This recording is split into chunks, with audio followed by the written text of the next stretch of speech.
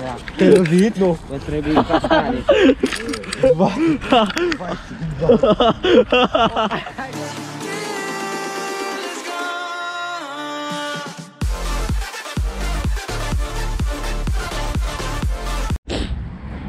Salutare lume și bine v-am găsit la un nou episod de data aceasta. Este un episod mai special. Vom supune 3 mountain bike-uri la câteva teste, la câteva challenge-uri. Avem de față un Specialized Enduro cu furcă RockShox de 160 de mm, un mountain bike full suspension XC de tip XC cu o furcă RockShox Recon de 120 de mm și nu cea din urmă, hardtrail-ul meu cu o furcă RockShox Reba de 100 de mm. Haideți să vedem cum acționează furcile, cum acționează bicicletele la traseele alese de noi. Haideți să dăm mici și să dă drumul la treabă.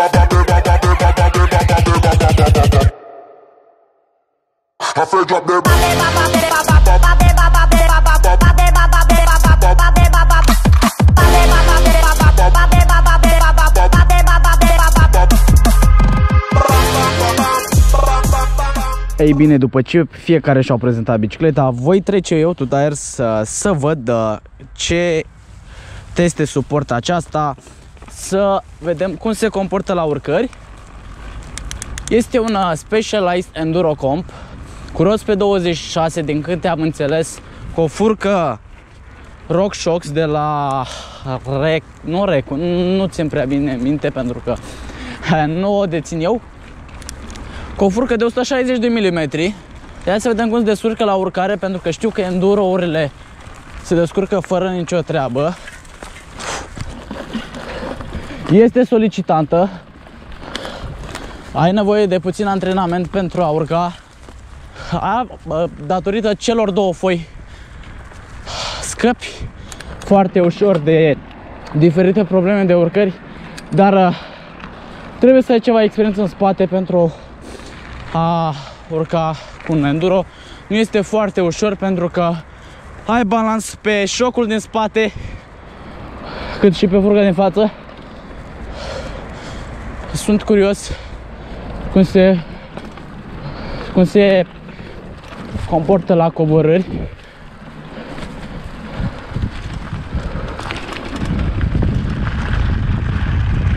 La coborâri se comportă fără nicio problemă.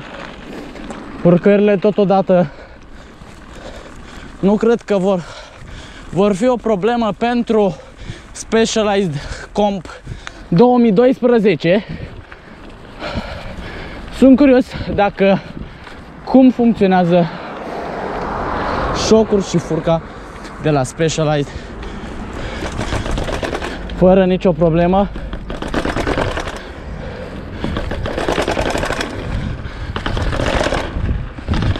Deci, fără nicio treabă cu șocul de 200 de mm de pe spate, iar furca de 160 de mm. Ei bine, a venit momentul prezentării și Specialized-ului Camber. După ce am prezentat Specialized-ul Comp 2012, vom trece să vedem cum se comportă, ce fiabilitate are aceasta. Haideți să dăm bice.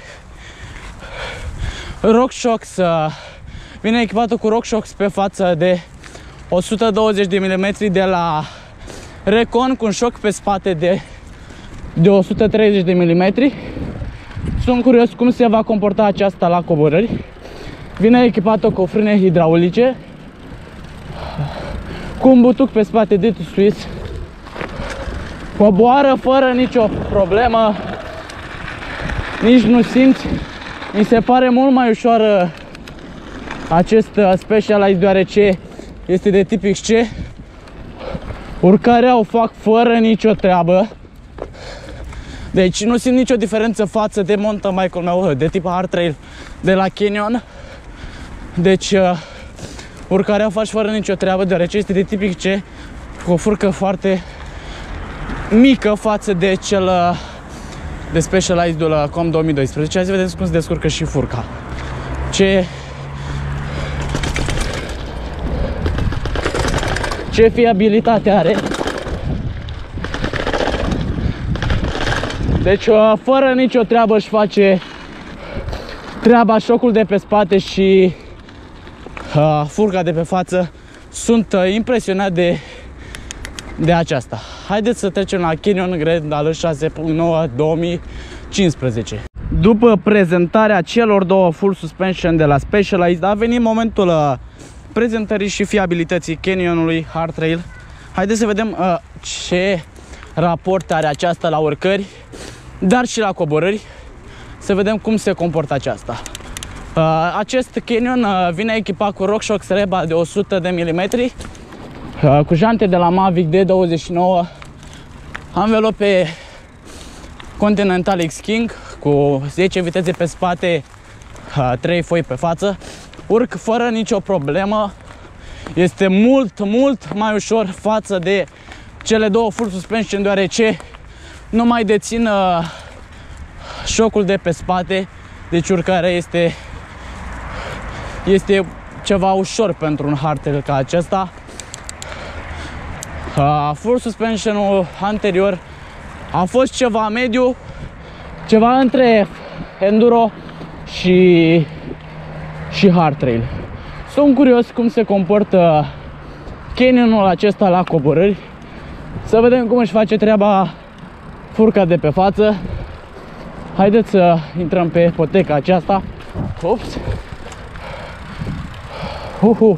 Acesta vine echipată cu frâne hidraulice de la Shimano, cu discuri de 180 pe față, respectiv 160.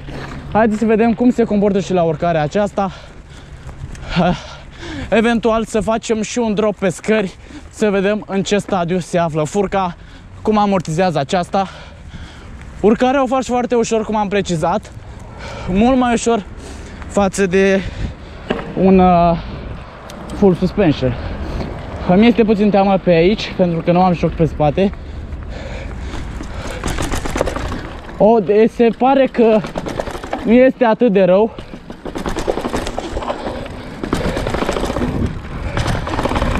Deci furca și-a făcut treaba extrem de bine și mă bucur de acest aspect. Deci părerea mea este să vă achiziționați o furcă de calitate pe aer, deoarece se văd diferențele în acest episod. Și ați văzut și la celelalte full suspension-uri de ceea ce pot face. Haideți să vedem și cum se comportă aceasta la categoria de viteză. Urc pe foaia 3 fără nicio problemă, blochez furca de aici și mă mențin ușor în trafic.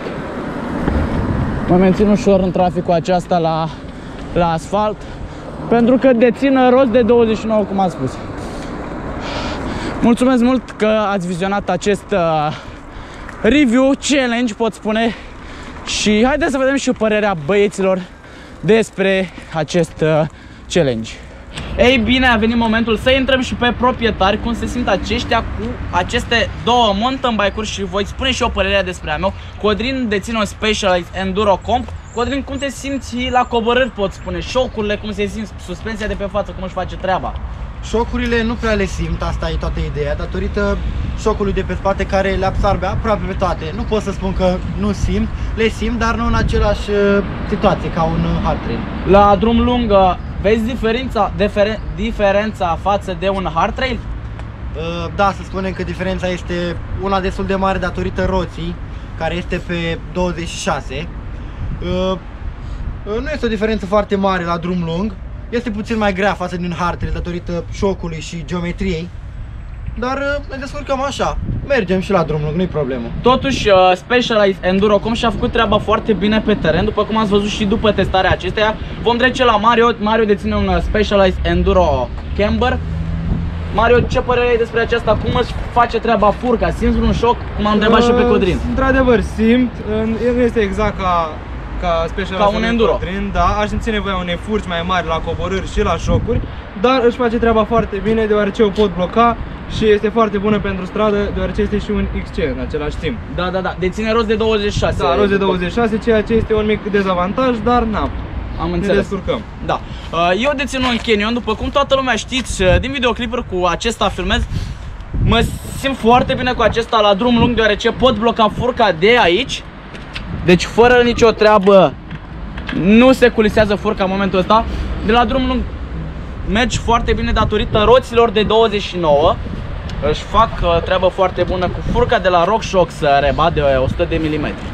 Mulțumesc mult pentru vizionare, ne vedem pe data viitoare și nu uitați să dați un like, să ieșiți în natură și să-mi dați un mesaj acolo să ieșim împreună la trasee cu Two Tires. V-am pupat, pa!